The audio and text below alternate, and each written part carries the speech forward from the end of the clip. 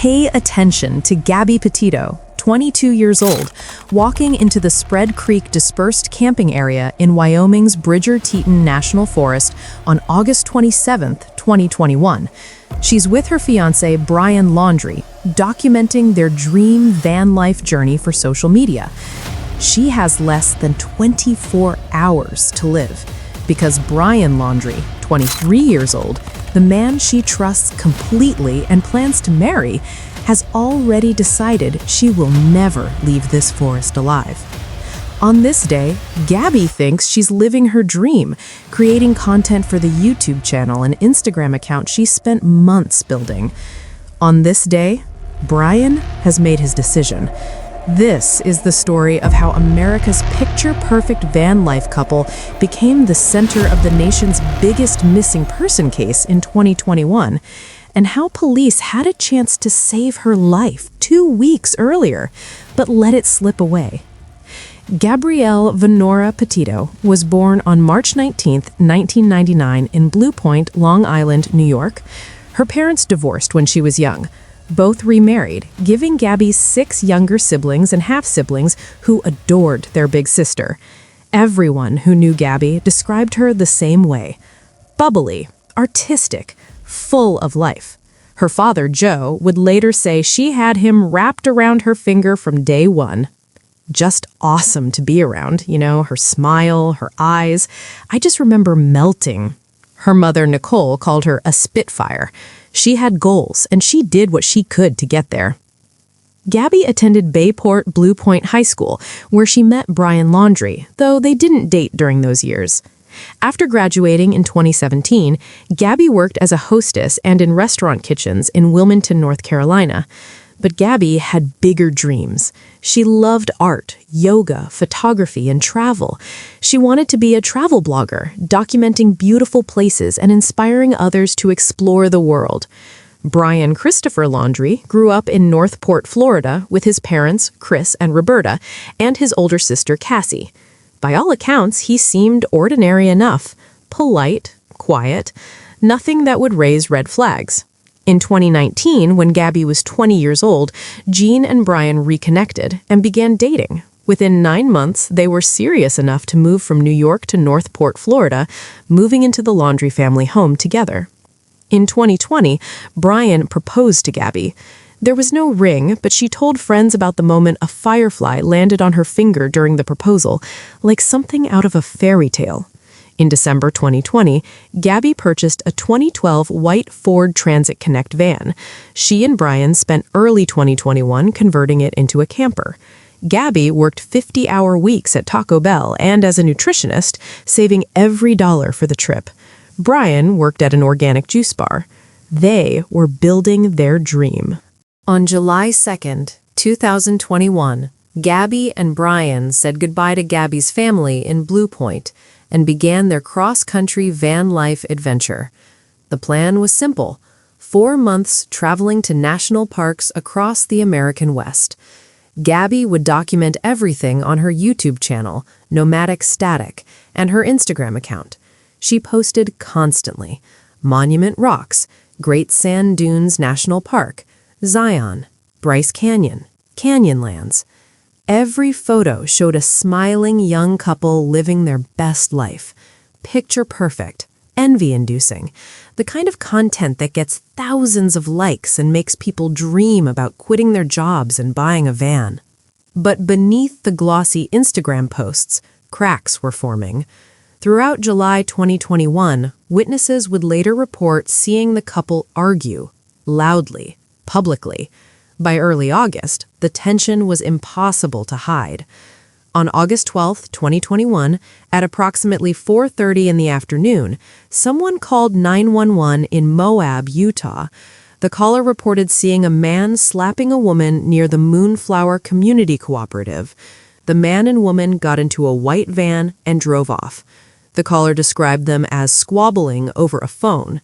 He proceeded to hit her, hopped in the car, and they drove off, the witness told dispatch. Grant County Sheriff's Office. Were you able to get a description of the intoxication? Hi, can you hear me, sir? Yeah, I can hear you. Hi, I'm calling. I'm right on the corner of Main Street by Moonflower, and we're driving by, and I'd like to report a domestic dispute. Florida with the white van, Florida license plate, white land, gentleman, Where's about it at? 5'6", beard. They just drove off. They're going down Main Street. They made a right onto Main Street from Moonflower. Or what were Community they doing? Cooperative, but what do you say? What were they doing? We drove by, and the gentleman was slapping the girl. He was slapping her? Yes, and then we stopped. They ran up and down the sidewalk. He proceeded to hit her, hopped in the car, and they drove off. Moab police officers Eric Pratt and Daniel Robbins pulled over the white Ford Transit van near the entrance to Arches National Park. Two park rangers, Melissa Hulls and Ryan Kroll, also responded to the scene. When the officer approached the van, he found Gabby Petito in the passenger seat, crying uncontrollably. She couldn't stop. She was hyperventilating, gasping for breath between sobs, tears streaming down her face. Visible scratches marked her face and arms. This wasn't someone who was fine. This was someone in crisis. Brian sat in the driver's seat, calm and composed, almost eerily calm. He was even laughing at times, making jokes with the officers. He had scratches on his face and right arm, but his demeanor was completely controlled. The contrast was striking. Gabby couldn't form coherent sentences through her crying. Brian was having a pleasant conversation with police, like nothing had happened. The officers separated them to get their stories. Gabby, still sobbing, took all the blame. She admitted hitting Brian first, slapping him to get his attention when police tried to pull them over. "Some days I have really bad OCD," she explained. "I was just cleaning and straightening up the back of the van before, and I was apologizing to him and saying, 'I'm sorry, I'm so mean.'" She showed officers where Brian had grabbed her face during the argument. "He grabbed me with his nail," she said, pointing to the scratch marks. But she insisted she didn't want to be separated from him. She took full responsibility for everything. Brian's story was different. He said Gabby had tried to slap him, so he pushed her away. He claimed he locked himself in the van to take a breather, to create distance from her anger. "She gets worked up sometimes, and I try to really distance myself from her," he told officers. The van had hit a curb because Gabby tried to climb over him into the driver's seat while he was driving. 4 to 5 months of constant travel had created emotional strain and increased arguments, he said. He presented himself as the reasonable one, the victim of her emotional instability. The officers faced a decision. Under Utah law, they were required to arrest or cite the aggressor in domestic violence situations. The 911 caller had witnessed Brian hitting Gabby, but standing there at the scene, with Gabby hysterical and taking all the blame, and Brian calm and cooperative, the officers determined that Gabby was the primary aggressor. One officer even called his supervisor, asking if there was a way to not do anything on this. They didn't want to arrest this crying young woman. In the end, no arrests were made, no citations issued. The officers characterized the incident as a mental health break rather than domestic violence. They ordered the couple to separate for the night. Brian was sent to the Bowen Motel in Moab. Police arranged and paid for his room. Gabby stayed in the van. The police report listed Brian Laundrie as the victim. Before they separated, Park Ranger Melissa Hulls pulled Gabby aside. She later said she warned Gabby that the relationship seemed toxic. Years later, after everything that happened, Hulls would say, "I can still hear her voice." Looking back with the knowledge we have now, domestic violence experts recognize what happened in Moab. Gabby showed every classic sign of an abuse victim, taking all the blame, apologizing profusely, not wanting to leave her abuser, hyperventilating and unable to control her crying, minimizing Brian's actions. Brian showed classic abuser behavior, remaining calm and composed, shifting all blame to the victim, presenting himself as the reasonable one, dealing with an unstable partner. The officers, with the best intentions, made a catastrophic mistake.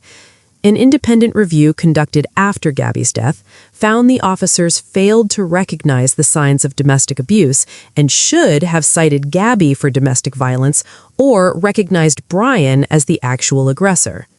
After the Moab incident, Gabby and Brian reportedly stayed at a hotel near Salt Lake City International Airport for several nights. On August 21st, Gabby FaceTimed with her father, Joe, for the last time. On August 24th, she FaceTimed with her mother, Nicole. On August 25th, Gabby posted her final Instagram photo. That same day, she sent text messages to her mother. The van's footprint was spotted at Grand Teton National Park. This was the last confirmed sighting of Gabby Petito alive. On August 27, 2021, at the Spread Creek Dispersed Camping Area in Wyoming's Bridger Teton National Forest, Brian Laundrie strangled Gabby Petito to death with his bare hands. He also inflicted blunt force injuries to her head and neck. The medical examiner would later determine she died by manual strangulation. That same day, Gabby's mother received a strange text from Gabby's phone. "Can you help Stan? I just keep getting his voicemails and missed calls." Stan was Gabby's grandfather. She never called him by his first name. She always called him Grandpa. Nicole Schmidt knew immediately something was terribly wrong. On August 29th, 2 days after murdering his fiancée, Brian Laundrie made numerous phone calls to his parents. He told them Gabby was gone and he needed help. Chris and Roberta Laundrie immediately called their attorney, Stephen Bertolino. On August 30th, one more text came from Gabby's phone. "No service in Yosemite." Nicole Schmidt's alarm bells went off even louder. They weren't in Yosemite. They were supposed to be in Wyoming. This wasn't Gabby texting. Someone else had her phone. Between August 27th and September 1st, Brian Laundrie worked to cover up what he'd done. He used Gabby's debit card multiple times, stealing over $1,000 from her accounts. He hitchhiked twice to get from the murder location back to the van, telling the people who picked him up that he'd been camping alone for days. He created fake text messages between himself and Gabby on both phones to make it appear they weren't physically together. He even sent himself a Zelle payment of $700 from Gabby's account with the memo, "Goodbye, Brian, I'll never ask you for anything again." Another fake communication to create an alibi. On September 1st, 2021, Brian Laundrie drove Gabby's white Ford Transit van back to Northport, Florida. He pulled into his parents' driveway at 2 Wabasso Avenue. Gabby was not with him. License plate readers confirmed the van's arrival. Brian's parents didn't report Gabby missing. They didn't contact her family. They didn't ask their son where his fiancée was. Instead, the family went camping together over Labor Day weekend at Fort DeSoto Park. Brian, his parents, his sister Cassie, her husband, and their children all enjoyed a family camping trip, while Gabby's family desperately tried to reach her. On September 11th, 2021, Nicole Schmidt filed a missing persons report with Suffolk County Police in New York. She hadn't heard from Gabby in weeks. All her calls went unanswered, all her texts ignored. When police informed Nicole that Brian had returned to Florida alone on September 1st, she was shocked. Northport police went to the Laundrie home that evening. Chris Laundrie met them at the door. "I'm not talking to anybody. Brian is here. That's all I'm going to say for now. We have an attorney." When was the last time that you saw Brian and Gabriel? Well, Brian is here. Brian is here? Yeah, and that's all I'm going to say. Am I able to talk to your son? The other officer said... He's not going to talk to anybody. Okay. We're not going to talk to anybody. The family refused to answer any questions without their lawyer present. On September 13th, 2021, Brian Laundrie left his parents' home, claiming he was going hiking in the Carlton Reserve. Police had surveillance cameras on the house, but somehow Brian slipped away undetected. On September 14th, the Laundrie family attorney released a statement. "It is our hope that the search for Miss Petito is successful and that Miss Petito is reunited with her family." The carefully worded statement would later become central to a lawsuit, as the Petito family alleged the Laundries knew Gabby was already dead when this statement was released. On September 14th, Brian's car returned to the Laundrie home. Police surveillance cameras captured someone exiting the car and entering the house. Police believed it was Brian. It wasn't. It was Roberta Laundrie wearing Brian's clothes and hat. Police had been fooled. On September 16th, Northport Police Chief Todd Garrison confidently told reporters, "All I'm going to say is we know where Brian Laundrie is at." This statement would prove embarrassingly false. On September 17th, the Laundrie family finally reported Brian missing. They claimed they hadn't seen him since September 13th, 4 days earlier. Police realized their mistake. The manhunt for Brian Laundrie began. On September 28, 2021, police began searching the massive 24,000-acre Carlton Reserve for Brian, while FBI agents searched Grand Teton National Park for Gabby. The case had become a national obsession. Gabby's social media posts were being analyzed frame by frame. Amateur detectives on TikTok and Reddit were combing through every detail. One couple, travel influencers Kyle and Jen Bethune, reviewed their own dashcam footage from their Wyoming trip and discovered they had captured Gabby's white van in the background at the Spread Creek area on August 27th. They sent the footage to FBI. It helped narrow the search area. On September 21st, FBI agents found human remains in Bridger Teton National Forest at the Spread Creek dispersed camping area.